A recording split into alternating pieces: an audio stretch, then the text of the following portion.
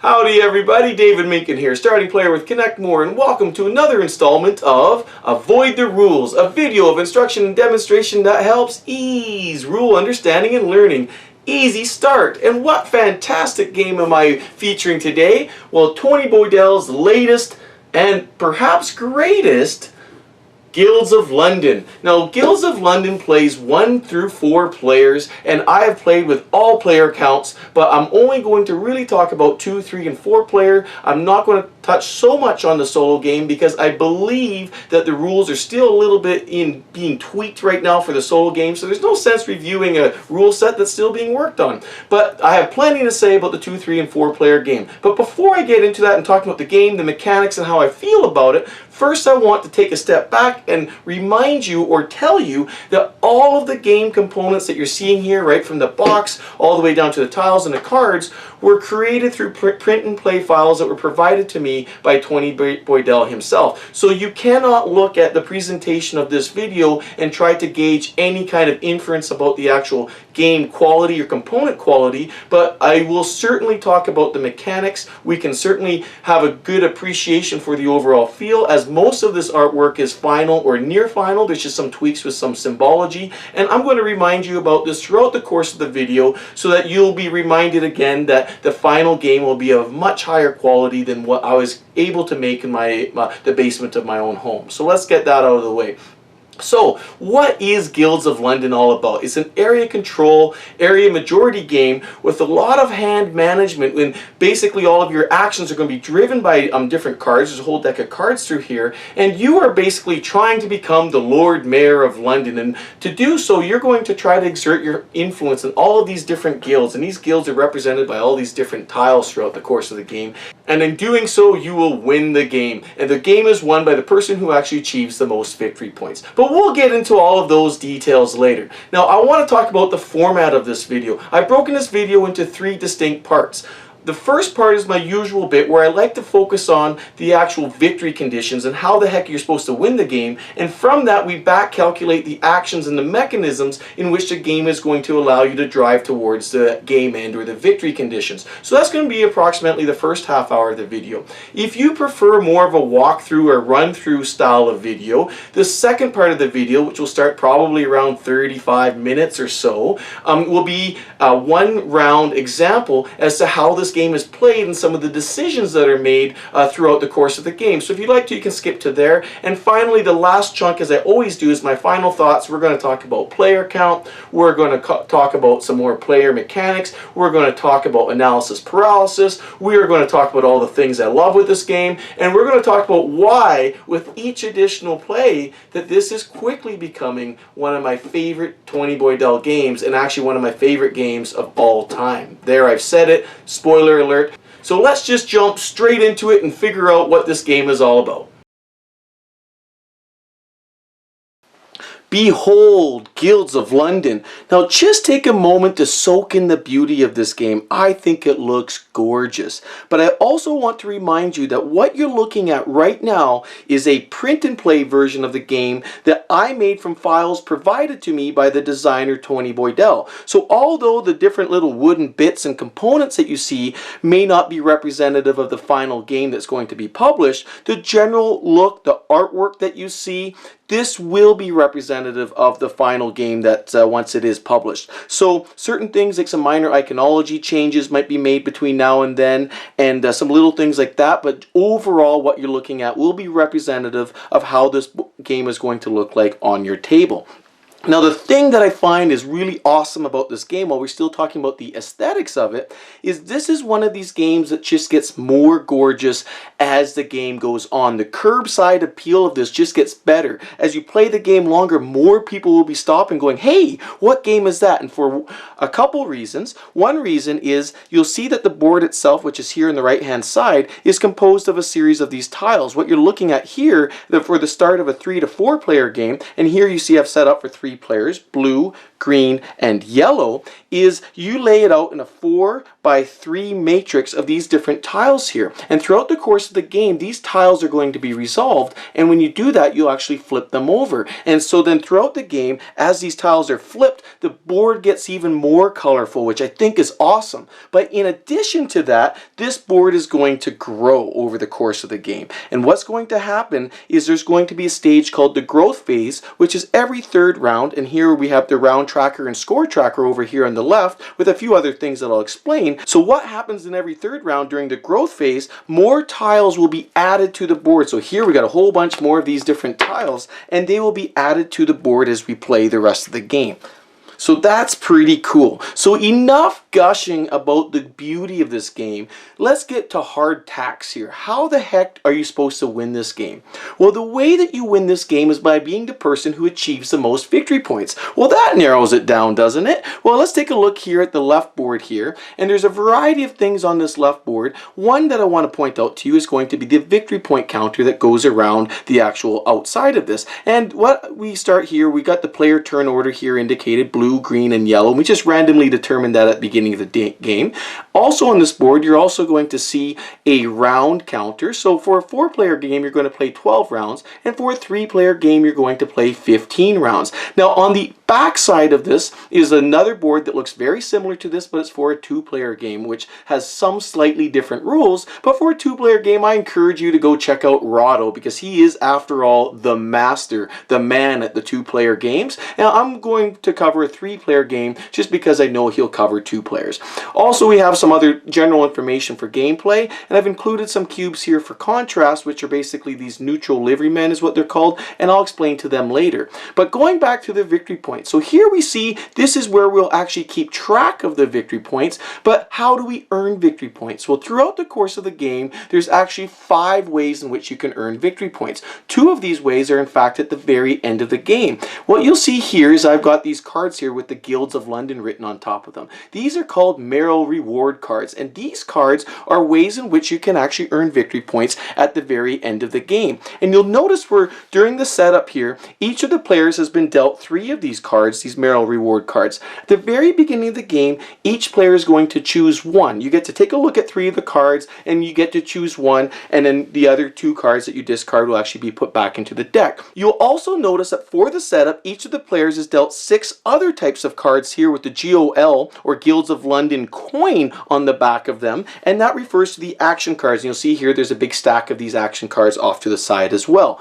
So why don't we just finish the setup right now and assume each player is going to look through their Merrill Reward cards, and of the 3 they'll choose one. So let's do that right now, and I will explain how these decisions are made later on in the video. So there we go. Each player has 1 Merrill Reward card to start the game with. Now this is not the only opportunity you will have to receive the Merrill Reward card. There's going to be plenty of in-game opportunities to continue building up your deck of Merrill Reward cards, so you have more opportunities at the end of the game to score additional points. Now the cool thing I find about these Merrill Reward cards is I have played games in which people have scored more than half their points, total points, just by scoring these end of game cards, whereas they were in the same game, other people only scored maybe 1 of these cards for just a few victory points, and the final scores were within several victory points. And so it's a really interesting way in which you can take different roads to the same city, so to speak, and you can really play this game differently depending on your strategies,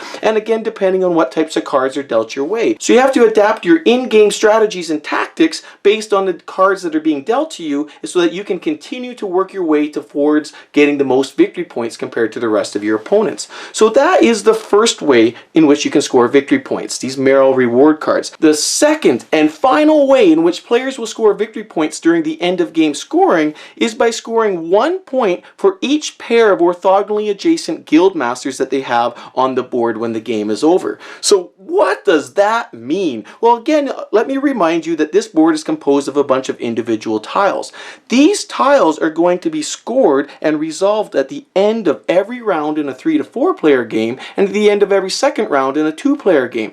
Now again, this is an area control, area majority game, and that's what you're trying to achieve on each of these tiles when they are being scored. And a tile will not be resolved at the end of the round unless there are as many pieces on this tile, whether it be player pieces or player pieces and this beetle piece, which is a black piece which is controlled by the game and possibly by some cards that players can play, but we'll talk about that later. And provided there is a total number of pieces on this particular tile that equal or exceed this number, then this tile will be resolved at the end of the round or at the end of every second round, again for a 2-player game.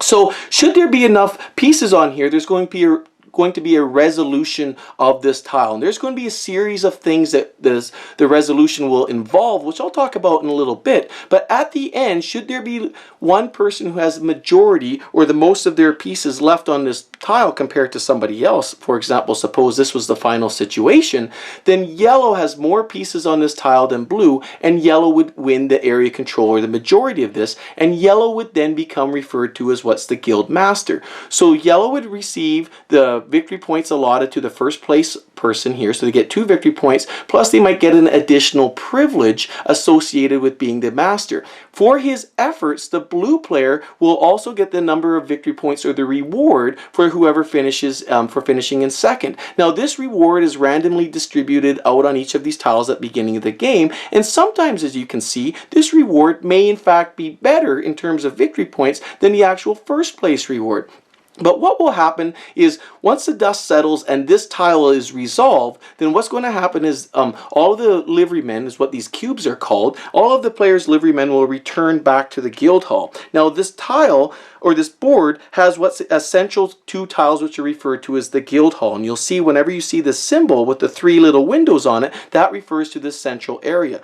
This area is never under area control. There's nothing ever being fought out for this. This is just where the liverymen start their journey to the rest of the guilds in throughout London. But what's left here is then the blue player will actually take this second place token and put it in front of him, because there are some end of game scoring opportunities that count on how many of these second place tokens you have.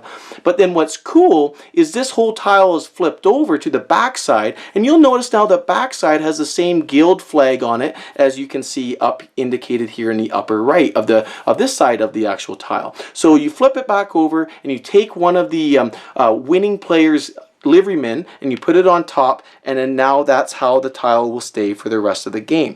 This liveryman here is now referred to as a guild master. He has mastered that guild. And so throughout the game, we want to look at the iconology. If we flip it back over, whenever you're referring to someone's guild master, he goes by this symbol right here. He's a little white cube with a little sash hanging over him, looking very distinguished. And whenever you're talking about just a basic liveryman or a cube on this side of the tile, he does not have that sash. He's not indicated by that. Now the other part of this tile that I've not talked about is this little number down here in the bottom right. Now this number is good for a few different things. It will help you index the different tiles, so if you want to see what exactly their abilities are, they're pretty self-explanatory. But in addition, there are the lower number guilds, 1 through 12, which actually have a purple number on them. So you'll see there's one here, here, and here. And these purple squares with the yellow number on them, these are important for some of the Merrill reward cards. And generally speaking, when you want to get into the theme of this game, the guilds that have the lower numbers are the more influential guilds, the more important guilds, if you will.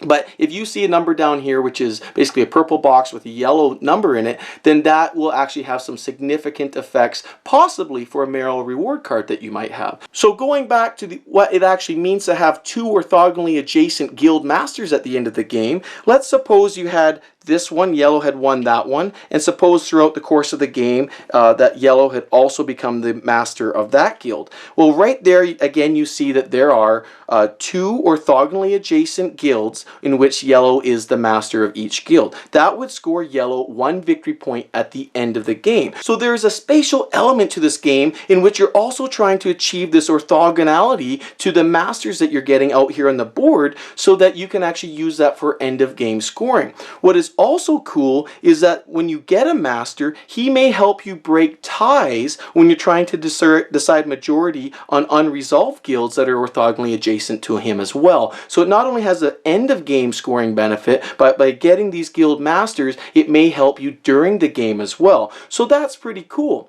So now let's go to the third way in which you can score victory points. And as you've already seen, I've already shown it, this is in fact a way in which you can score victory points during the course of the game. So let's set these different guilds back to where they were.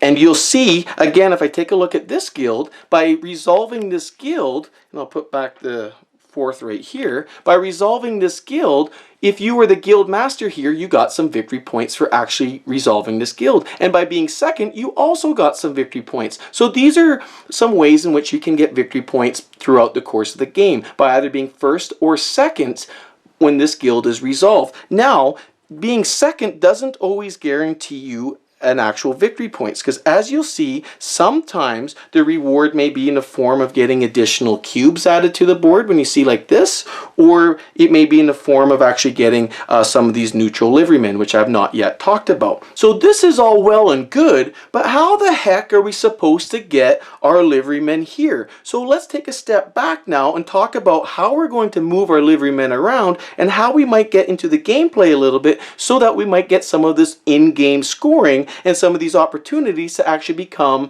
a guild master. As you might imagine, the way you're going to exert your influence throughout the game is going to be through the use of these cards, these action cards with the Guilds of London coin on the back of them. So how do we use these cards? Well, let's just take a quick look here at Blue's cards right now, and you'll see that like any of these games where there's a lot of iconology, that's going to be the steepest barrier to entry. There's a lot of different icons here to try to figure out how these cards are going to be played. Let's not get into the details of this too closely. Let's just talk about how you might be able to use these cards throughout the game and to be able to exert influence on the Guilds of London. So first of all, the first way you can actually use a card is we don't even need to look at anything on this card. All you care about is the fact that you actually just have one physical card. You can plop it down in front of you on your turn, and that will allow you to move a cube from the supply, which is over here in the bottom left, into the Central Guildhall of London. So if it was Blue's turn, he might be able to do this. It's a one-to-one exchange in order to do that. And again, you don't care what is actually on the card.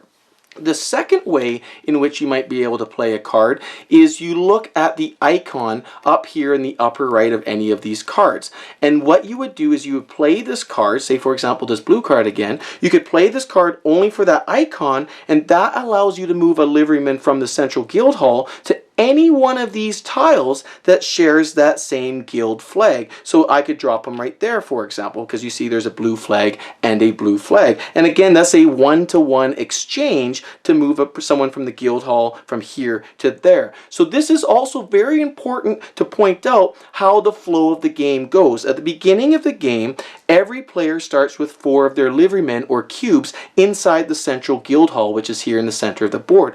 All the rest of the players' cubes are here in the supply. They're not available to the players immediately. And that's why you see these little pawns here to indicate what color is playing where, and not all the pieces in front of them, because these pieces do not belong and should not be a part of each player's personal supply. In fact, they're a part of this general supply that you're going to have to earn by playing a card, as I did previously, just to move a liveryman from here to there. Only once they've been added to the Central Guildhall may they be moved and distributed amongst the different guilds in order to exert influence throughout the course of the game. So that's an important thing to note. Now, the third and final way in which cards can be played is for their actual benefit. And there's a couple things you need to pay attention for when you're looking at the actual benefit of the card. The first thing you need to look at is right here is the actual cost. There is going to be a cost to use the benefit, which is outlined here in the body of the card. So for example, this particular card has a few different options of things you can do, but the cost is 0. Other cards might actually have a cost of 1 gold or 2 golds, like this for example. So how do you pay for that? Well, again, if you flip the card over, you'll notice that each card is worth 1 gold. So it works out really well. If I wanted to play this card, for example, then I could take this back card and say I'm paying for this, I want this benefit of this card, and I'm going to pay for it with this gold. So this multifunctionality of the cards is really, really awesome. And the last detail I want to point out is right here at the very top, each of the card has a number associated with it, and there's a really nice index that I know is going to be provided in the rules, so you can, if you have any problems at all with the iconology, you can reference here, plus the number of cards that are actually inside the deck are shown by the number of dots. So this card is a fairly common card. There's 4 of them, but there's other cards, for example, this one, there's only 2. So that's the anatomy of a card. And as you might imagine, I'm not going to get into the minutia of all of the different symbols here because we'll be here quite a while. And in fact, that's the biggest hurdle, learning hurdle to this game is, again, just figuring out the symbology. But like any of these games that have a lot of symbols, after, a couple rounds, it starts becoming pretty second nature. But these actions generally are a more efficient way of moving your guys, moving your liverymen, and exerting your influence. It's more efficient usually to use the actions of the cards than it is to use the cards basically one-to-one, again, like I mentioned before, to move your liverymen to the guild hall or to move from the guild hall out and about. So that's how you're going to play the game so that you can actually start getting your liverymen out on these different guilds and hopefully get a piece of the pie when the actual guilds are resolved. So that takes me to the 4th way in which you can actually score victory points. There are cards that throughout the deck here that actually have opportunities for you to score victory points on them. So you could actually play the card, and by playing the card, it'll actually allow you the opportunity to score a couple of victory points. So it's a pretty basic way to use a card just to get some victory points throughout the course of the game. Before I talk about the 5th and final way in which you can score victory points throughout the course of Guilds of London, I should mention that each round consists of each player taking exactly 1 turn. Now, turn order is decided in order of descending victory points. The person with the most victory points goes first, and the person with the least victory points goes last, and in between is by player order. Now, as you start scoring victory points, should you ever get to a situation where you get tied with victory points to the person in front of you, then you are considered in the lead in terms of victory points. So stacking order actually matters on the victory point track. So in this particular case, before each player takes a turn, you resolve what the player turn order would be. So blue would go first, yellow would go second, followed by green third. That order does not change even if people score victory points throughout the course of their turns and this order actually changes. It doesn't matter. You fix that order before each player takes the turn. So usually what I would do, we would just point to each other. We say blue goes first, then yellow, then green, and we resolve that. Then on your turn, you get to play as many cards as possible in any one of those 3 ways in which I showed you in hopes to better yourself throughout the course of the game. Now, at the end of your turn, after you played as many cards as you can, you get to replenish your deck with some additional action cards. Now, if you played 0 cards, if you had nothing that you wanted to play and you're like, you know what, I just need to build up my hand, you get to draw 4 additional cards from the deck. If you played at least 1 card, then you only get to draw 2 additional cards. Now, what's cool about this game, though, is there are a lot of cards that modify the number of cards that you get to draw or give you additional cards in which you get to draw. So you can play a card that will allow you to get additional cards and keep your hand full, because as you can imagine, in a game like this, having as many cards and options available to you makes you much more powerful and more efficient in trying to win the game. Once each player has finished playing their turn and played as many cards as they feel possible and necessary throughout the course of their turn, then we get to the guild resolution phase, and that's where we go through all of these guilds and check to see whether or not they can be resolved. And the order in which these guilds are resolved is extremely important because there are some really brilliant cascading effects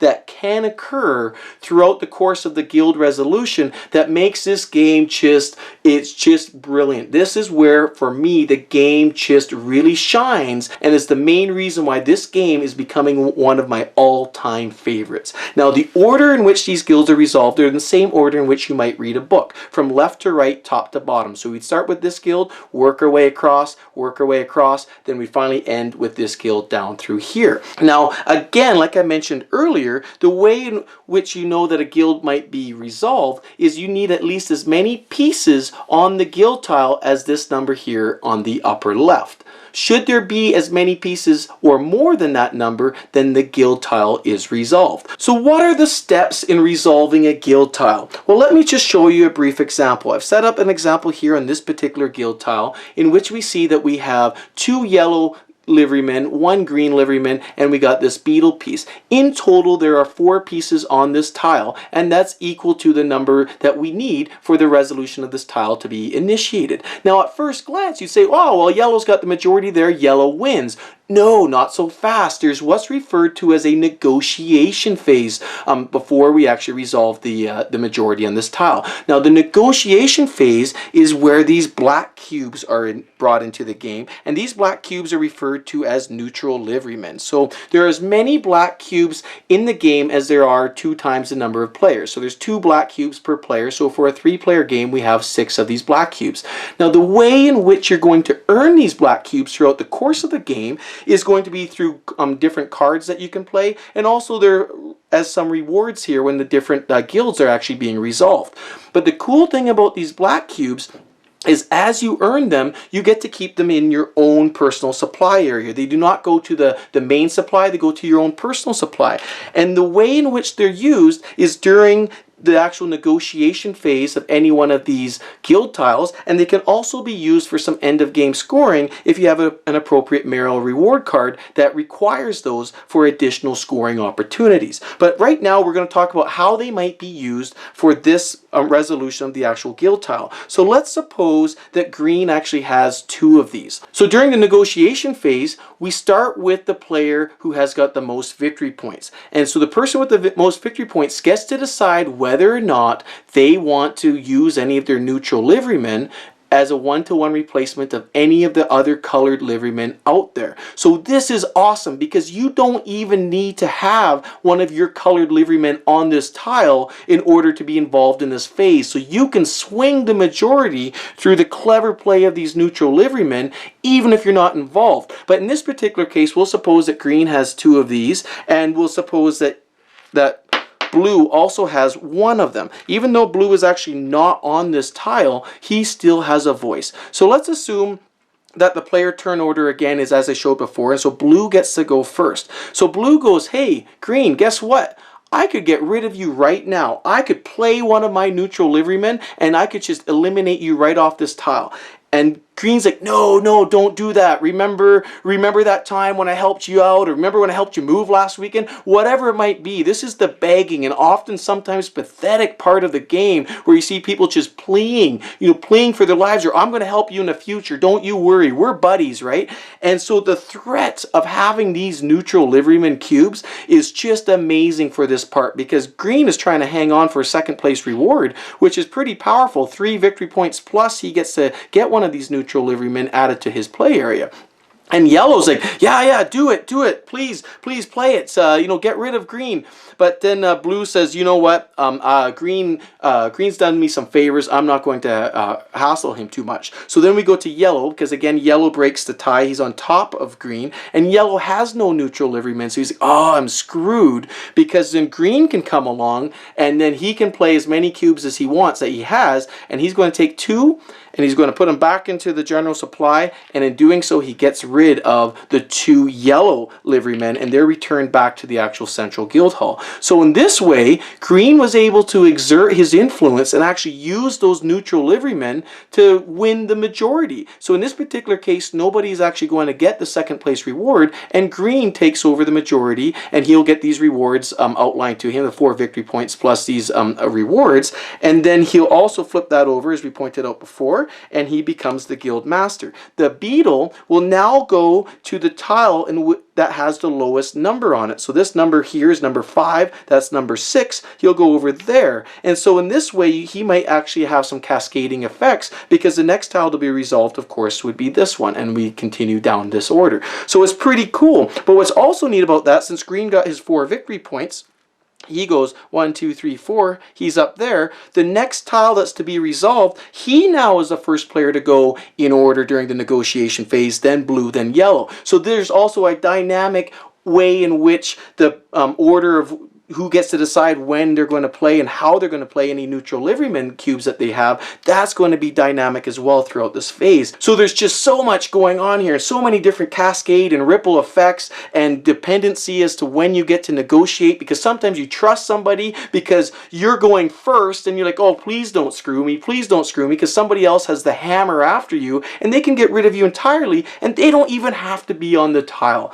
Awesome. So anyhow, now that we've got a general feel for that, the fifth and final way in which you can score victory points throughout the course of the game is when the actual plantation tile is scored. And so the plantation tile is over here on the scoreboard and the round board, and it's dual-sided, and you can choose which side you want to play on, or it can be random, it doesn't matter. For new players, I always suggest the Virginia plantation, just because it's a little bit more basic and some less thought the rewards are than the actual Ulster plantation. But what this is this is a tile that's going to be resolved every third round, and that's indicated here on the board by every third round has basically got this gray line to it. That represents what's called a growth phase. Now during the growth phase, several things are going to occur. One of these things is in fact going to be the scoring of this plantation. Now the way in which you get your men to this plantation is going to be through symbology such as this tile right here. If I just move them to the side,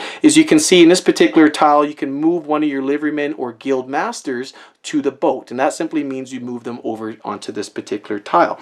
Now, at the end of every third round, this tile will be resolved during the growth phase, so after all of the actual guild tiles have been resolved, and it's resolved exactly the same way. There's going to be a variety of cubes that are on here, might be something like this.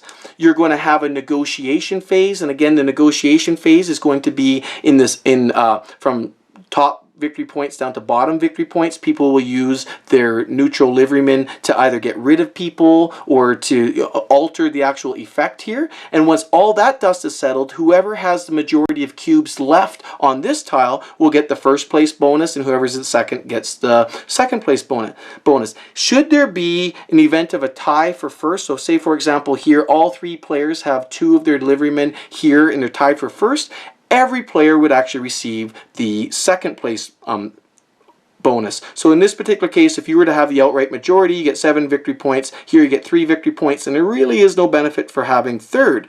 What the benefit is that you'll see here that should you actually win the majority, so let's suppose that it was something like that. Blue wins the majority, he will earn the 7 victory points, but he will also lose 2 of his cubes, but they don't go back to the central guild hall like would happen when you resolve any of these guild tiles. He actually goes back to the main supply, which is indicated here by these 4 squares. So these 2 actually go kerplunk all the way back there. And so to me that kind of represents, I think those are guys that went off sailing, they went exploring, and they liked it so much they stayed, right? So you got to take more effort to replenish, the mothership or the motherland, if you will, here in London. You need more work to get them back out into the guilds working for you. And then in this particular case, and what would also happen is, since now there is a tie for second, neither one of these guys actually gets the reward. They actually would go down to third place. But the benefit of that is, you see with third place, nothing is actually being returned to the supply. So any cubes that are left here actually after the final scoring is done, they get to stay. So now blue, they have another 3 rounds in which blue needs to get more of their cubes back if they want to be involved in the scoring, whereas green and yellow, although they didn't score anything this time around, they've already got a head start. They're already starting on for the next resolution of the growth phase. So that is the 5th and final way in which victory points can be scored. And that mechanism can also vary, because you'll notice again on the back side, you'll see that if you win the first place prize, you actually get to draw 3 Merrill reward cards, which again provides this end of game scoring opportunities, and you get to keep 1. So that's what that iconology means with the 2 grayed out there. So that's pretty cool, because that provides not in-game scoring, but end-of-game scoring. So it also changes your dynamics of how the game looks and feels as you're playing it. Again, for newbies, I always prefer playing with this side. The reason being quite simple is because sometimes you're still getting used to the iconology when you're looking at the cards. You're still trying to figure out, well, do I really want this one? Is this one really better than that? And that just adds extra decisions that I don't really feel are necessary, basically, for a first-time player. So just keep it simple and just give them straight victory points. So I put that over there. And also during the growth phase, which again is every one of these third rounds, is you're going to add additional tiles to the board when you're playing a 3 or a 4-player game. In a 2-player game, you're going to start with a game layout that's going to stay static for the entire game. All of the tiles will be laid out randomly at the beginning of the game, and nothing new will be added. However, in a 3 or 4-player game, every growth phase for a 3-player game, you add 5 new tiles, and in a 4-player game, you add 6 new tiles. So these tiles are just randomly distributed. You take them, and the first time you add them, you go north of the Guildhall symbol, and you just snake them around like so. So normally you need to leave yourself some space. You snake them around, and then you go, so there's 1, 2, 3, 4, 5 for a 3-player game. The next growth phase, you're going to go east, next growth phase south, and then finally west. And you'll also add randomly these second place tokens that are right here. You're going to randomly add those rewards as well to all of these second place tokens. So that's it. Let's just do a quick summary. There are 5 ways to score victory points throughout the course of the game, 2 of which happen at the very end of the game. The first way is by scoring any and all of your Merrill reward cards, in which you can actually earn some victory points. The second way is by having orthogonally adjacent guild masters, that in which you still actually have the guild master on the top, because as you recall, there are some of these symbols that actually allow you to move guild masters. If you move a guild master off of one of these tiles, there is absolutely no way in which you can actually get a guild master back. He is lost. But provided he has stayed there and you have kept another guild master orthogonally adjacent to him, for each one of those sets you get 1 point. Now there are 3 ways in which you can score victory points throughout the course of the game, the main way being the resolution of each of these guilds, and either scoring victory points for being the person who had the majority of cubes or liverymen in the area, or for having the second most in the area, which sometimes can be more victory points to you, as these different second place tokens are randomly distributed. The second way in which you can earn victory points throughout the course of the game on every turn is through playing different cards that allow you to score victory points, and are fairly self-explanatory. And finally, the 5th way is by scoring the plantation tile here during each third round during the growth phase, which occurs after the resolution of the tiles. So that's it. That's the game in a nutshell. Let me show you one quick round to show you how all of these things cascade. I'll do 1 turn of each of these colors out here so you can get a feeling for some of the elements of the gameplay, and then we'll jump straight to the final thoughts. Okay, so here we are. I've reset the game back up for the beginning situation so I can show you a quick round play. So again, at the beginning of the game, you just set up randomly the starting player and the player turn order down here on this track, and we see that blue gets to go first. So blue takes a look at their hand here, and as a reminder, or what I should show you as well, is blue has a Merrill reward card that they've chosen that will allow him to get 2 victory points for every guild master that he has on kind of this compass guild or this orange guild. So here out on the board, he sees immediately there's 1 here, there's 1 there, there's 1 there. Whenever you see multiple of these flags out here, like either here, there, or there, you can use, and they count towards any one of these guilds, whether it be for end of game scoring or for being able to move there. So he sees that if he's able to get a master here, here, here, or there, that will be sufficient for getting him an additional 2 victory points. So he's got his eye on that. So he keeps that hidden, and he takes a look at his cards here. He's like, well, how can I get there? What can I do? So he takes a look at his cards, like, hey, I got it. I think I can get some things moving here. So first of all, he takes a look at this card. He's like, well, this is great. I'm just going to use this for its movement ability. So he takes one of his men and he moves him up to here. He says, okay, I'm going to move this guy here. There needs to be 2 to resolve it. So he plays that down in front of him so everyone else can see what he did. And then he looks at this particular card. He says, hey, look, I might be able to get the beetle to help me out here a little bit, because when you see that icon, it means he can move the beetle around on these different guilds. And or he also gets to move a guy from the central guild hall, which is indicated again by this little arch with the 3 windows, over to the plantation on the boat. So he can start working towards that scoring opportunity, which is on the 3rd round, but why not get an early start? So he's like, all right, this will be great. So he plays this card for its action. It costs him 0 to play it. So he takes the beetle piece, and the beetle starts always on the lowest number at the beginning of the game, lowest numbered tile, and this one was numbered 4. So he moves him up to here. And so he's like, great, now there's two guys, 2 tokens on here, and that needs a 2 to resolve at the end of this round. Perfect. But then he can do or he can also choose to move one of his liverymen from the guild hall to the plantation. He says, I'm going to do that. So he moves him over to here, and he's starting to set himself up for the growth phase in the next couple of rounds. So then he looks at the rest of his hand here. He goes, well, what else can I do? There's got to be something else here pretty interesting. And he looks here, and this is powerful. As I showed you before, these neutral liverymen, just having them gives you the upper hand, gives you the threat. The threat of using these throughout the course of the game is extremely powerful. He's like, I can't pass that up. I'm going to take one of these neutral liverymen. So he plays this card down here, and from the supply, he takes 1 cube and he adds it to his common area. So he looks at the rest of his cards. He's like, well, what else can I do here? He's got some ideas what he might be able to do. So he says, you know what? I think I might be able to use these 2 cards here for their symbols. Yeah, let's do that. He takes these 2 cards for his symbols here, and he's going to move 2 more of his liverymen, and he's going to put them over here. He's got a bit of a plan, and he's hoping it's going to work out. So he's going to put them over here, but then now he's like, well, wait a second. I need some more guys. I have a plan. It's going to come. Don't worry, you'll see it come through. But I need some additional guys here. So he's going to play this card. And he's going to slap it down. He doesn't care what for. And he's just going to take one of his liverymen and he's going to add it back to the guild hall. So he's used up all of his cards here. So he takes them and he discards them. And since he played some cards, he gets 2 cards from the action deck here, and he adds them back to his hand. So that's his turn. He didn't have any other modifiers that allowed him to take more, so he takes that, and now we go to the green player's turn. So green takes a look at his hand, and he's got a whole bunch of different things that he can do. But the first he's going to notice is like, wow, this is pretty powerful. This is one of these modifying cards that I can use at the end of my turn that will allow me to get more cards. And what this basically says is every time he adds a liveryman, and whenever you see that, that means you add a liveryman from the supply to the board or to the main guild hall. Every time he does that is indicated by this arrow here.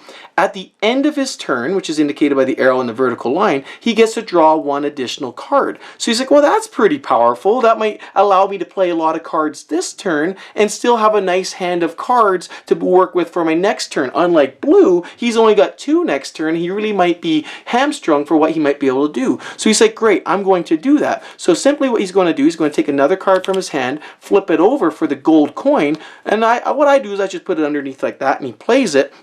And he says, right, that's going to allow me some end of turn benefits. So he does this. And what I should also do is do a quick reminder as to what Green's objectives are. The Merrill reward card he got at the beginning of the game, it allows him to score 1 victory point for every second place token that he earns throughout the course of the game. So again, recall that these tokens are actually just randomly distributed. And whenever you win one of these, you actually put it into your player turn order for this particular Merrill reward card. So he's like, okay. So he's like, I want to be finishing second a lot of the time. I want to be involved, but I don't want to be winning. So immediately he takes a look at the board. He goes, wow, there are some great second place rewards out there. Look at this one. 4 points for finishing second. And I would actually get 5 because I got my Merrill reward card. So he's like, I need to get involved in that. So then he takes a quick look at what he's got and he goes, well, what I can do is I can actually play this card, and this card will allow me to get a cube up there, and hopefully I can be involved in that. So he plays this card, and then he moves his green from the guild hall up to the same guild. But then recall that he played this card that allows him to get an additional card at the end of his turn for every card he adds. Well, lucky for him, look at this card. If he pays 1 gold, he gets to add 4 of his liverymen from the supply to the central guild hall. And that's awesome because normally it's just a 1-to-1 exchange. So this, when you actually factor in the cost of the card, it's a 2-for-1 exchange. So what he does is he takes another card for the gold, flips it over, plays that, and now he gets to add 4 of his liverymen. So here they go. He takes 4 from the supply and he adds it. Sweet. And then finally, green has one card left, and he looks up through here, and he sees again there's 4 victory points here on this guild hall tile, and he's like, you know what, I don't know how this is all going to play out, but I want to have somebody over here. I want to be involved in that, because that's another sweet second place reward that I can have. So he'll play that card for the ability to move to that same guild. But then it's the end of his turn, so he gets rid of all of his he discards all of his cards, and so that normally he'd only get to take 2 cards. So he takes those 2 cards that he normally would get for playing cards at the end of his turn, but he also has this modifier here saying for every new cube he added to the board, he gets 1 additional card. Well, he added 4 new cubes based on this this card here, so he gets to draw an additional 4 cards, 1 for each of those cubes. So that's pretty great, because he was able to maneuver himself around a little bit, plus he was able to keep a nice full hand of cards for his next turn. So he's going to take the cards that he's played, he discards them over into the discard pile, and then now he's got a new deck of cards. So now we go to yellow's turn. So yellow takes a look at their cards, and also let's take a quick look at the yellow's Merrill reward cards that they chose. Now the Merrill reward card yellow chose basically states that he cannot have any cubes left in the general supply, which is indicated by these 4 squares on top of this line.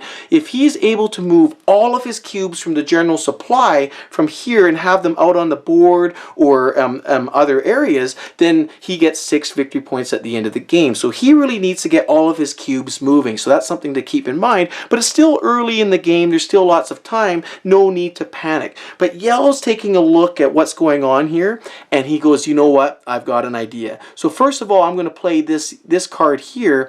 I'm only going to play it here for the actual to move my liveryman from to one of these Sith guilds here, because he doesn't have quite the ability to trigger the actual effect of this card, because he needs to have 2 guild masters of the Sith guild in order for him to be able to achieve any of these things, and he doesn't. It's too early in the game. So he goes, okay, I'm going to play this, and I'm going to move this guy to here.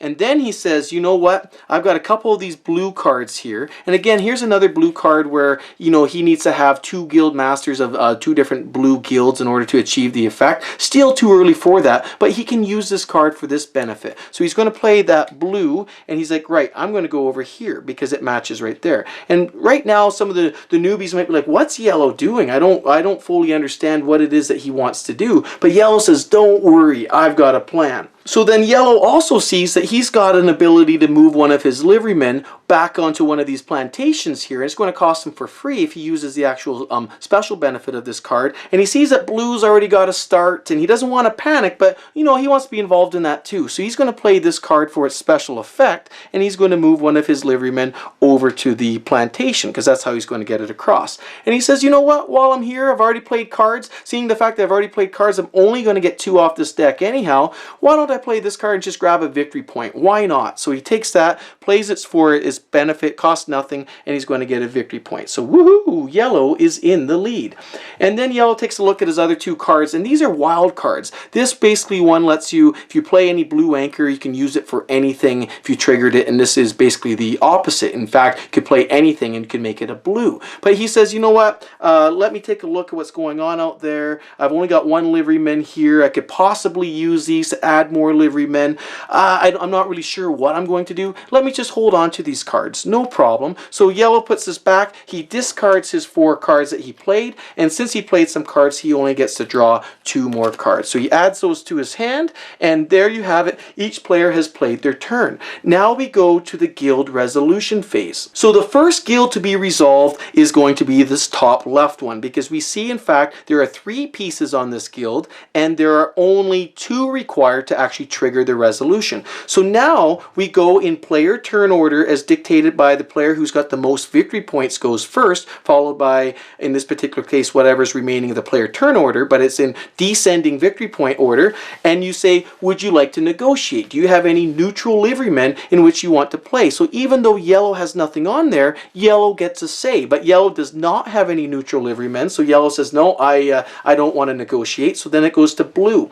Blue is the only player to have picked up a neutral liveryman cube.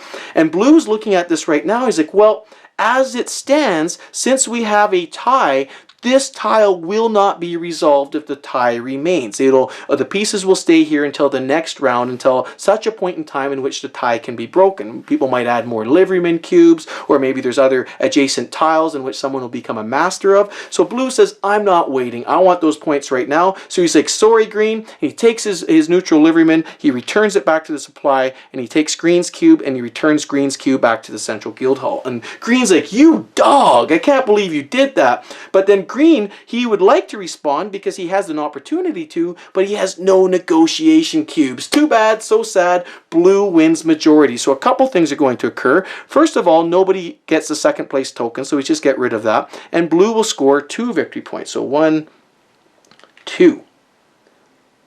In addition, blue gets to move either a guild master or one of his liverymen anywhere that he wants. So this is one of the reasons why, if you'll recall, he actually used one of his cards to add a liveryman from the supply back to the guild hall, because he knew he'd have that opportunity, but he wouldn't have had a man to move, or he would have been forced to move his actual newly assigned guild master. He doesn't want to do that because he just scored an extra 2 victory points at the end of the game for doing that. So he's going to use that special benefit and move this guy from the guild hall over to there. And in doing so, boom! There are now 4 guys on here. But that doesn't really matter, because even now with the beetle piece that's here, if he's on a tile that's resolved, or a guild that's resolved, he moves to the lowest number guild remaining. And that basically means he goes back to where he started at the beginning of the game. So now there are 5 pieces here, but that's not a problem. So here you go. So we continue checking to see any of these guilds are going to be resolved. We get to here and boom, there we go. Now we have 5 total pieces on this tile and we only need 4. So now we go in player turn order, and you see now it's changed because blue has actually scored victory points. Blue is now the player who gets to choose first whether or not he wants to negotiate. But for this negotiation phase, nothing's going to occur because nobody has any of these all-important neutral liveryman cubes. So nobody can negotiate. It's going to stand as it is. So blue wins majority. He has 3, and yellow will earn the second place token because he has the 1. So if we go through this in order, blue gets 4 victory points. You give those to him first. So now he's up to 6. Yellow's going to score 3 victory points. So now he's at 4. And yellow will take the actual second place token and add it to their area.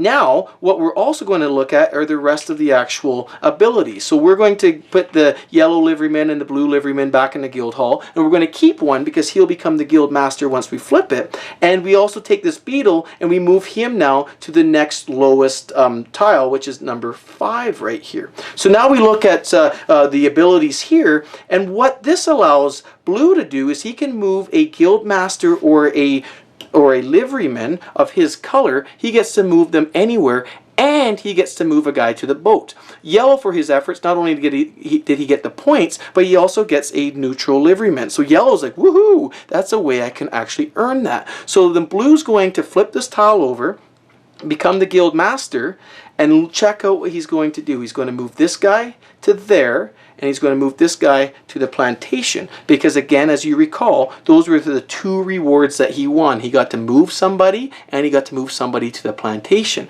Now, in doing so, look what he's done. Now he's added a 3rd guy here, total guy, and now this tile gets to be resolved because it's the next one that gets to be resolved. And it's like, woohoo, now we're resolving this. But here's an interesting thing. Blue no longer has a neutral liveryman cube because he used it at the very beginning, but yellow picked one up in the resolution from the previous tile. So now yellow's like, sweet, this is going to be a great position for me. And so blue is his turn to decide if he wants to negotiate first because he has the most victory points. So you always check this for every tile that you resolve. You always check this because it's always swapping back and forth. And blue says, okay, I can't do anything. So now it's yellow's turn, and yellow has the almighty neutral liveryman cube. And yellow says, what do I do here? Because there's a couple things to consider. If yellow takes out green, which he can do, then yellow and blue will remain tied. But blue has an adjacent guild master, and he gets to add that to his total during the resolution at the end should there still be a tie. So blue would actually win. But yellow says, you know what?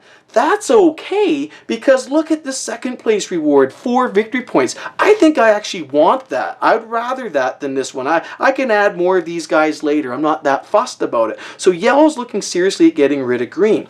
But green is sitting there and he recalls that he needs to be winning some of these second place tokens. So he's like, come on, I'll help you out in the future. This is kind of where, he really starts begging almost in a pathetic way. He's saying, come on, help me out. And yellow's like, you know what, that's not such a bad deal. But at the same token, maybe I want to get rid of blue and leave this tile for another round because blue is already starting to get a lead. But he's like, you know what, I'll still be able to gain on blue by getting rid of green. So yellow says, sorry green, here's this neutral liveryman. He puts it back in the supply and green goes back to the guild hall. And green's like, and it's his turn, but again, he doesn't have any of the neutral liverymen. And green's like, man, I blew it. So then now that negotiation phase is done, we check to see actually if anybody still wins the tile. Now we see that yellow has 1 and blue has 1, but blue has this adjacent guy. So now blue actually has 2 and yellow has 1. So blue wins, but yellow's like, hey, that's no problem, because blue's going to get their 3 victory points, and you always do the first place first. So he goes 1, 2, 3. Yellow's going to get 4 victory points. 1, 2, 3, 4. And then he gets that second place token put in front of him. Yellow goes back to here. Blue also gets an additional reward of adding 3 liverymen from the supply back to the guild hall. So that worked out really well for him, because now he's got some guys he can move around his next turn.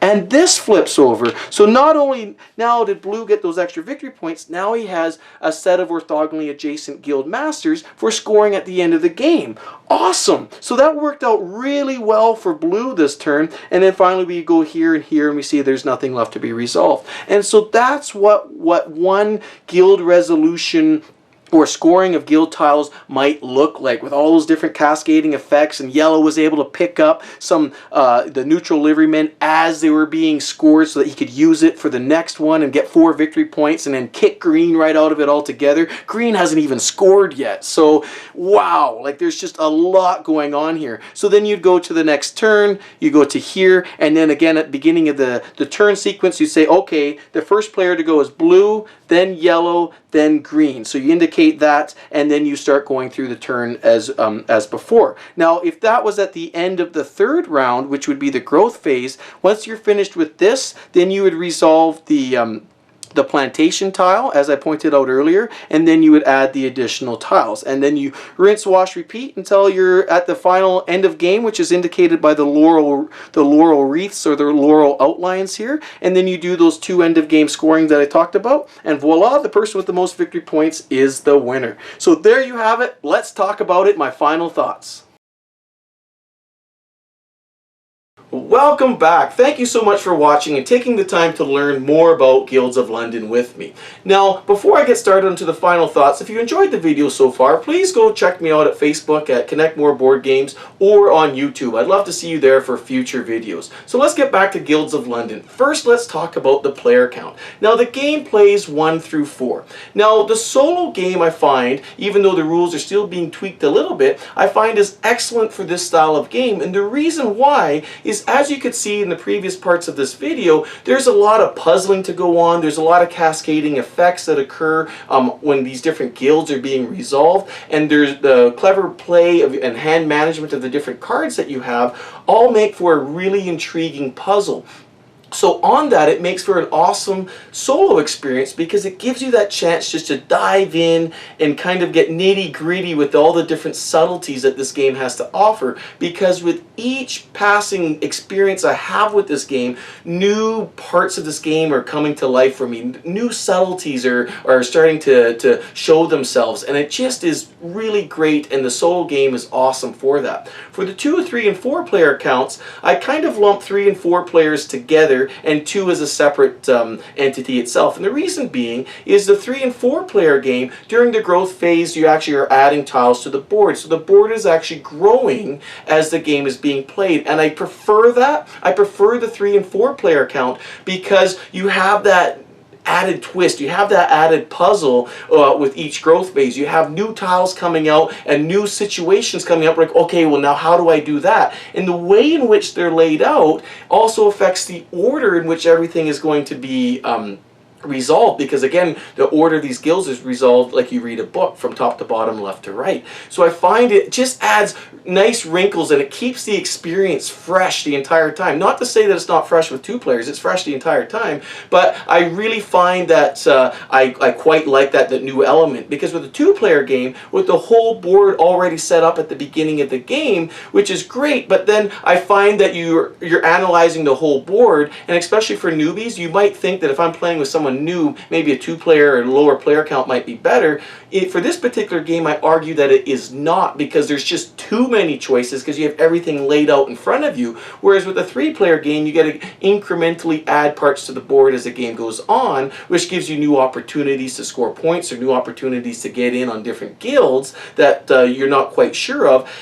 If they're going to come up or not. So there's a little bit of that luck of the draw as well, because you may have taken a Merrill reward card at the beginning, say for example one that gives you victory points for a particular guild master, and you're not really sure how many there's going to be out there. Whereas with a 2-player game, it gives you more of an opportunity to start calculating these things, because the entire board is laid out. Also with the 2-player game, I find it's a lot more of a kind of a tactical, back and forth, real intense battle between 2 players, because you still have these second points or these second victory point bonuses. And if a guy, your opponent, is going to be scoring a tile, you better get in there. You better be involved with that, because if you start missing opportunities just to grab a second point token here or a second place token there, then you will fall behind. So it's a real cat and mouse, really, a battle of wits against each other. And for the 2-player game, it's great. For the 3- and 4-player game, what I like about that is that sometimes you don't have to get involved in everything. You don't have that pressure to get involved. You can actually sometimes start focusing on some other little things, but you can't be on your own too much, because people will come and get you. And the one thing that of all the players that I played with, including myself, we are stunned, or perhaps a better word to use would be very surprised by the level of interaction that this game offers. And so obviously you lose a little bit of that in a solo game, but for the 3- and 4-player game, it is unbelievable the interaction that is driven by these little black cubes, these neutral liverymen. At first you kind of read it, you go through the playthrough and what I showed you before, read the rules, like, yeah, okay, I see it, there's going to be a little bit of take that in the game. The take that is phenomenal in this game. We just love it. The interaction, the negotiations, the threat of something happening to you by somebody, because just having these is power, and that's thematic. That makes sense. If you are one of these powerful people throughout London, you don't even have to be involved in these different guilds, but you can still have that ability to exert your influence. People know that. They know they don't want to behave in a way that you're going to hear about through the grapevine and then come back and slam down, and have somebody do your work, even though your finger's not right on it. You're going to have some other guy get in there and do your bidding for you. So even then, it's thematic, because when that person has that opportunity to do so, and you have the opportunity to exert your influence, boy, does this just make the table alive. There's shouting, there's arguing, and in fact, somebody even told me, and this is a very diplomacy-like comment that you'll hear. He said after he played the game, he's like, this is not a game you should be playing with your family, because you will hate each other when the game is done. And I'm like, wow. I'm like, that is awesome. And he's like, agreed. That is absolutely awesome. But on that, there's people like myself who really enjoy that style of game, and so I enjoy more the merrier with 3-4 players. That ability to negotiate and get side deals, and to basically get these vague alliances and temporary alliances is more so than with a 2-player game. A 2-player game is basically you're just swapping blows, and it's kind of hard to really get some alliances with each other. You can, but you basically know that the hammer is going to fall at some point in time. So it provides for a different experience. I'm not saying it's a worse experience, it's just a different experience. I've thoroughly enjoyed this game at all player counts, and there are different styles of play that come through with each player count. I prefer the 3-player count versus the 4-player count, especially with new players or with players with analysis paralysis, if you have some of those in your group. And the reason being quite simple. Everybody gets to play their turn, and you do all of your actions on your turn. So as you might imagine, if there's 4 players, there's one additional turn that's going to be played from between your turn. And so then you might find if you're playing with people who take a long time to make decisions, and there's a lot of decisions to be made here, there's a lot, your neurons are just firing here. What cards do I play? What effect do I use my cards for? Because it's just brilliant how this game, I love it. You see I got some other 20 Boydell games here up behind me. He does very nicely the use of one card multi-effects, and so then it just creates this tension in your brain. Well, what effect do I want to use this card for? But then you also need to get your guys out. You got the spatial element out here. So how do I get my guys here, and how am I going to get these cascading effects? Can I get them? So if you got people who got all these decisions going on in their head, and then one guy takes his turn, then another guy takes his turn, and finally another guy, and then finally it's your turn, you might be like, oh, like for 4 players, that might be a little bit much. So again, with new players or with analysis paralysis, 3 players might be the sweet spot for you. I'm lucky. I play in a group where we don't over-analyze these things. Like, oh, that should be close. Let's just go for it, and away we go. And so I don't find we have a lot of analysis paralysis. My group mates might argue that against me, but it's just something to keep in mind when you're looking at this game. So for me, I prefer the 3-player experience. And in addition to that, some people were getting a little bit frustrated, especially if they were playing with somebody with analysis paralysis. Sometimes there's that one turn where you just want to pick up cards. You do not want to play any of your cards because your hand size has gotten low, or you don't really have anything that's really quite beneficial to you. And throughout the course of the game, that's going to happen. You're going to have hands where you just need to draw 4 cards and to build up your hand. So if you go through a whole round of people who are over-analyzing everything, taking a long time, and it finally gets to your turn just so you can draw 4 cards, that might be a source of aggravation for you. So I'm just throwing that up there as one thing that you might find that this doesn't really work well for you and your game group. But on that, what I should say is the biggest analysis paralysis that comes from this game, or the biggest learning hurdle, I should say, from this game, comes from the iconology that's being used. And the iconology, frankly speaking, I mentioned it before, is quite straightforward. It's consistent. I know that there's still a few little things being tweaked. Once you play a couple rounds, or even after your first game, it's pretty natural, and that's true for any game that requires a lot of iconology. So you'll find that your time of play is going to increase or speed up with each time that you play. I found that around the 90-minute mark, 90 to 120 minute mark, 1.5 hours to 2 hours, feels about right for 3-4 players depending on your group. The one thing I should point out is 4 players play less rounds, so the fact that you're actually taking more turns per round, but then you actually have less rounds in the game, so they'll come in about the same spot. So you play with a group that's fairly comfortable with it, and you're going to have a really nice length game for this style of game. And just to wrap up my commentary about these neutral liverymen, or kind of the take that component of this game, is that might be another thing that some people in your game group might not like. They might not like that take that. They might not like that style of game because it's amazing. It can get pretty brutal, pretty vicious, and you can really hurt feelings if people get their feelings hurt within a gameplay environment. Personally, again, I love it. Other people might not like that part of the game so much, but for me, I feel it just, when you look at this, at first your reaction might be like, oh, I'm just going to be moving cubes around. No, not at all. You are going to be having a very lively experience where you're trying to manage your cards and cascade these effects and solve this puzzle in such a way that you can do it better than the next person. And if you see that they're doing it better, then get some of these cubes and wreck their plans. Get in there and throw a wrench in the system. And some people might not like that. Some of the purists who just want to solve the puzzle, they might not like that. So on that, I mentioned about just pushing some cubes around. So let's talk about theme. Is the theme pasted on? No. Could this theme be anything? Yes. And so there's a difference here, and I want to state very clearly and take a step back about what I mean by this. Now, if you are a Tony Boydell fan, such as I am, and if you follow his blog, you will see that he goes through painstaking amount of work and passion on the games that he develops. In particular, and speaking of the last couple games here, we got Guilds of London, Snowdonia, Ivor the Engine. These are his last 3 big ones. He is making games that he is absolutely passionate about, things that he engrosses him, things that just take over his life outside of board games, family, his work, and whatever else he decides to blog about. But he's always talking about trains.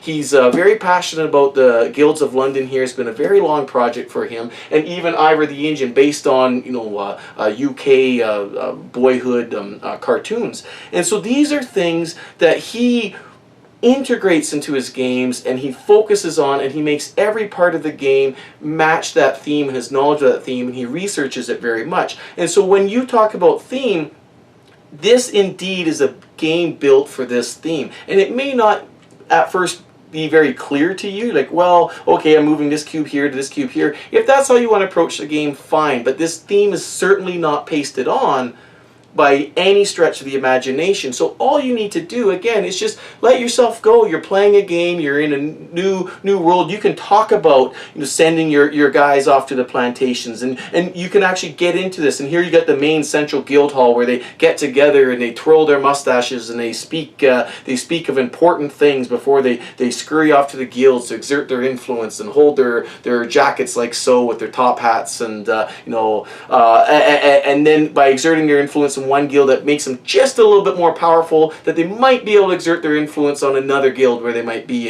used as a tiebreaker. And so you can kind of get into it a little bit, and then for this negotiation part of it, it's like, well, how dare you do this? Even though I'm not there, I bite my thumb at you, and I'm going to come and exert my influence just because I don't agree with you, and you can get into it. So you can allow yourself to do that. I enjoyed this theme, whereas taking another point of view, my wife found it was too abstract. Even though she agreed with me, she's seen Tony's blog, and she sees how much effort has gone into creating the theme and creating the game for this theme, she felt that the game was a little bit too abstract for her, and she felt like she was indeed just pushing cubes. So for that reason, this game was lukewarm to her, just because she didn't feel immersed into it at all, and she likes to have that immersion a little bit more. Whereas I'm a little bit. I'll take more of a leap of faith into it, and for her, she needs that immersion before she even starts focusing on the actual mechanics and the actual style of game. If she doesn't get immersed into the game,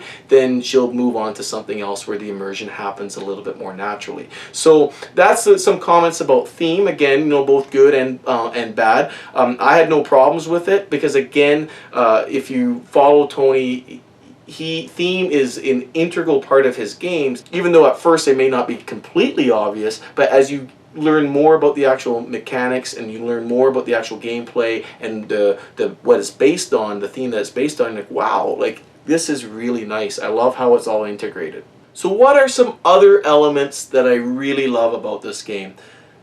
This cascading effects, the way in which these guilds are resolved, it's just amazing. And I love these games in which you have this dynamic resolution of area majority. Another game that I really enjoy, and I've done a video on it maybe a year or so ago, is the Mafia City here. And Mafia City is an area control game as well, which has these different cascading effects. So there's an order in which the different areas of the city are being resolved, and the effect by getting the majority in one of those areas will trigger down to another area, and you can get all these combos that occur because there's this dynamic resolution. And I think it's just so great. And the thing about Guilds of London is it's not just one thing. There's so many different things that are dynamically changing during this guild resolution that it just provides so many opportunities, both in your face and a little bit more subtle, to work your way towards the final end game scoring and get some more victory points.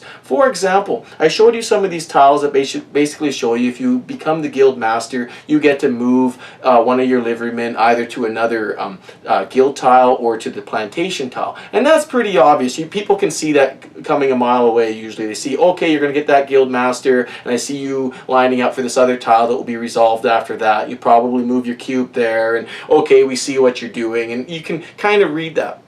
Now, going to that next level of detail, then you also got the resolution where, like, you know what? If I can get that guild tile or that guild master, then I'll become the master, and those two adjacent tiles next to it will be resolved next. All I got to do is tie. but I'll break that tie, and if I can break that tie, then I'll get that next resolution, and that resolution I need because I need another cube on the board. I don't have any other cubes in Guildhall, and later I got another one in which I want to move a cube to the plantation, for example. So you got that by being able to cascade the actual masters allows you to break ties and therefore use less liverymen on the resolution of other guild tiles, and therefore makes you more efficient. And that's what this game is all about. Efficiency. Both efficiency on the guilds and efficiency in using your cards, because the cards, the actions themselves, allow you to be more efficient when you actually take it for the action. So you can actually do these cascading masters down the resolution of the guild tiles, so that you can actually use less liverymen and still achieve the guildmaster. But what's neat about this is there's another level of sophistication, and this comes with more experience, especially with these Merrill reward cards, because these Merrill reward cards are another thing that I think are just brilliant. And I want to talk about a few differences that I've noticed with these cards and, say, for example, Snowdonia, because I'm sure a lot of you are watching this video because you're following Tony Boydell and you're curious about his latest game, and you've probably have played Snowdonia. Now in Snowdonia there are end of game scoring cards, and they're only scored at the end of the game, and you can only use pieces from Snowdonia once, and you have to assign them to any one of the scoring cards in order to get points. You can't double dip in any of the rubble or other materials you might have out on the board.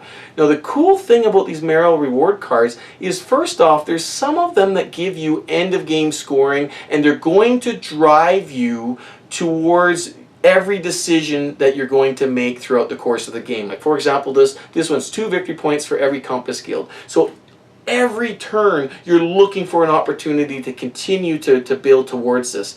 Whereas other Merrill reward cards are things that you don't really care about until kind of the last couple turns, the last couple rounds of the game. They don't really drive your decisions all that much. So for example, if I just look at some other cards here, here's one Merrill reward card that says, if I have as many action cards left in my hand as I do Merrill reward cards at the very end of the game, well, I'm going to get 6 victory points. Now this is obviously not something you're going to be working towards from turn 1. It's going to be something you're going to start thinking about and managing going into the final turn. And what's neat about that is sometimes with a little bit of experience, you can start guessing or predicting perhaps what somebody might be doing. There's a really cool one in there that has basically, you get extra points if you do not have any orthogonally adjacent tiles. Now, obviously, that's got to be worth some extra points to you, because you would be scoring 1 point for every set of orthogonally adjacent tiles otherwise. So what's neat is I played a game, it was a 4-player game, and I was observing the board, and at the end, near the end of the game, I noticed that somebody had no orthogonally adjacent tiles, and I sat there and I go, I bet you he must have that card, and I think it's worth 8 victory points or 7. Like, it's worth quite a few victory points, as you might imagine, because you're giving up that opportunity. And yeah, it's worth 8 victory points. So then I sat there and I'm like, well, wait a second, I'm not just going to give him his 8 victory points. I can really hose him. So what I did was I had an action card that allowed me to move any player's liveryman to anywhere I wanted. So I moved his liveryman to an orthogonally adjacent guild tile, unresolved guild tile that was next to one of his resolved ones.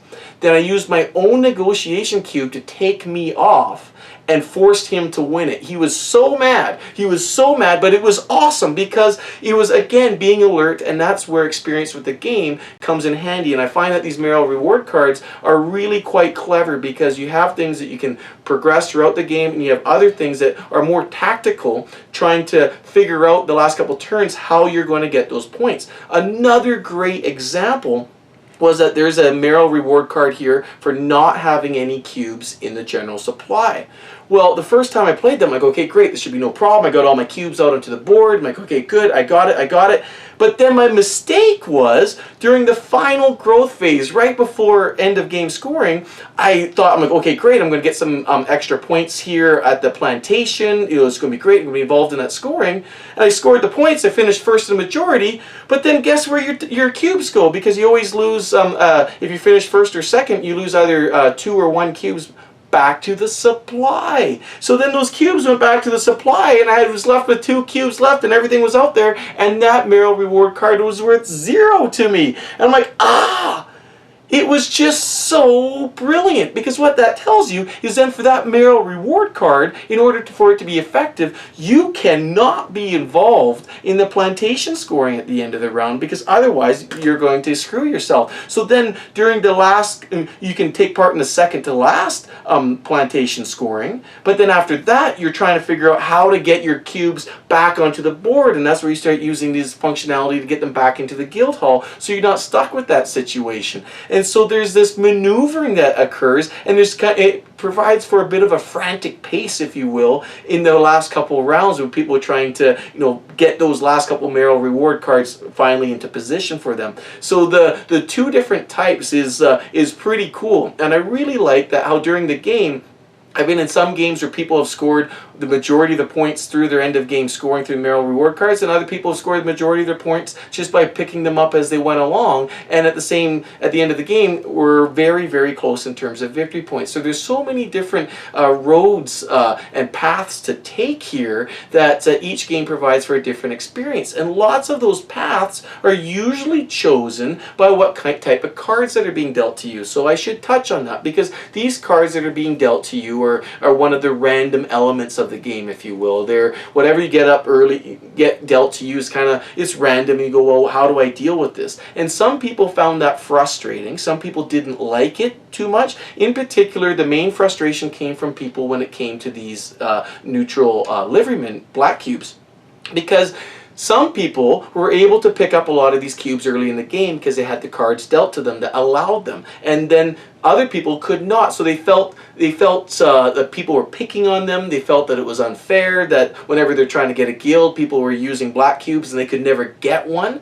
But that being said, they ended up finishing like second, and the person who had the majority of all these black cubes that kept playing them finished dead last. And I found that to be true in several games. And it's just because people were adapting, people were changing, because you can still get a black cube, by being part of here, by getting a second place reward token, or sometimes it's just the rhythm of the game. Sometimes you go through 2-3 rounds where you're getting beat up, but people can't consistently be always drawing those style of cards throughout this entire stack of cards. So then you might have your chance to get a few cards that might help you out, but throughout the course of the game, it all balances very well, provided that players are adapting to what is being given to them throughout the course of the game. So some people may find that a frustrating factor, but when the game is over, I found that the same people who found it kind of frustrating look back on it and said, oh, well, I actually still did pretty good despite that. But I don't believe that that is a criticism that breaks the game. Not at all. It is a criticism that are made by people who do not adapt to the cards that are being given to them throughout the course of the game, and then later find out that, oh, wait a second, if I just would have adapted here and made a change in play there, it wouldn't have been a big deal. So that's it. That's all I wanted to say about the game that I can remember. If you have any further questions, comments, or concerns, please leave a comment below. Send me a mail at david@connect-more.ca. Send me a geek mail. Let's engage in a conversation. Come find me on Facebook, Connect More Board Games. Come find me on YouTube. It's Connect More Board Games as well, because I think this game is great. I cannot wait to play it again, and I cannot wait for it to get published so that you yourselves might be able to enjoy this game as well. Again, like I said before, this has become my favorite Tony Boydell title, and I can certainly tell that this game has been a passion project of his, and it really shows in the gameplay. It's streamlined, and the agonizing decisions and the frustration in a good way that it provides my neurons as they're dancing around up there trying to sort out how all this is going to work, only to be thwarted by some jerk sitting across the table at me playing his black cubes, just provides for just an amazing gameplay experience. So I hope you enjoyed the video, and I hope to see you for future ones. Cheers, have a great day, and happy gaming.